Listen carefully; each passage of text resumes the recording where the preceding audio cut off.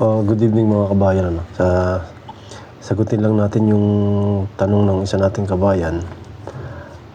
Sir, paano po pwede ko gawin mag-end na contract ko sa July 1 and gusto ko pa naman magpatuloy kaso ayoko naman mag-auto renew kasi baka mangyari sa kasama ko hanggang 2030 pa mag-end yung kontrata niya.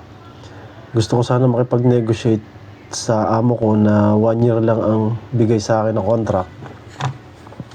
Tapos tanggalin niya yung, di ko alam ang tawag doon, yung bang pag ako nag-terminate, is ako yung magbabayad ng 6,000 at pag siya naman ang mag-terminate ay 500 lang ang bibigay sa akin. Pwede ko ba i-terminate pagpasok na ako sa 60 days notice, tas sabihan ko si amo na kung pwede i-update niya. Okay, so magandang gabi kabayan, sa Pinoy Talks. Sagutin natin yung tinanong ng ating kabayan. So, ano ang pwedeng gawin? Pero kailangan is strategic at tama ang timing sa kiwa at sa based sa Saudi labor law. So, ganito ang practical approach, ano? Para iwas auto-renew muna, sa Kiwa platform, kung walang action, possible mag-auto-renew. Kaya dapat may action ka before July 1. So, gamitin ang termination of the contract upon expiration para ang Kiwa mo is maging non-renewal, hindi siya mag-auto-renew. So, dapat mag-file ka nito kabayan within the proper notice period. So, sabi mo nga ay 60 days. Ibig sabihin, so around May 1 is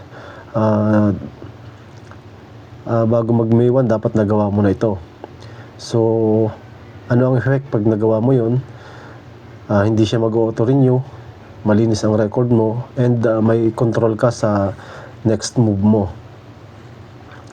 So, and then, pwede mo nang sabayan ng negotiation. Pag nakapag-file ka na, kausapin mo si employer na gusto ko pong mag-continue pero sana 1 year contract lang at dapat fair terms. Ito yung pwede mong i-negotiate. Una, yung contract duration. Kasi nga gusto mo 1 year lang, so dapat gawing 1 year only. At sa penalty clause, yung alisin or gawing fair ang both sides. Hindi pwede na yung employer mo is 6,000 pag ikaw ang nag-terminate, then pag ang employer nag-terminate is 500 lang, unbalance yan. Under Saudi Labor Law, Article 77 principle, dapat is fair ang compensation both sides, hindi one-sided. If pumayag si employer, i-cancel mo yung termination request, mag-upload sila ng bagong contract sa Kiwa, i-review mo buti bago i-accept. If hindi naman pumayag, tuloy ang termination of the contract upon expiration, then pwede ka mag-transfer ng employer or mag-exit. So, important reality check, ano? Pag hindi ka nag-action sa Kiwa, auto-renew talaga. And possible is long-term, sabi mo nga yung kasama mo is hanggang 2030 pa, mag-e-end yung kanyang contract. Pag nag-resign ka naman without proper basis, possible may penalty. And kaya ang best move is termination upon expiry, then plus mo yung negotiation. So, magandang strategy is file termination upon expiry para to protect yourself, then negotiate new terms dun sa gusto mong extension of 1 year at baguhin din yung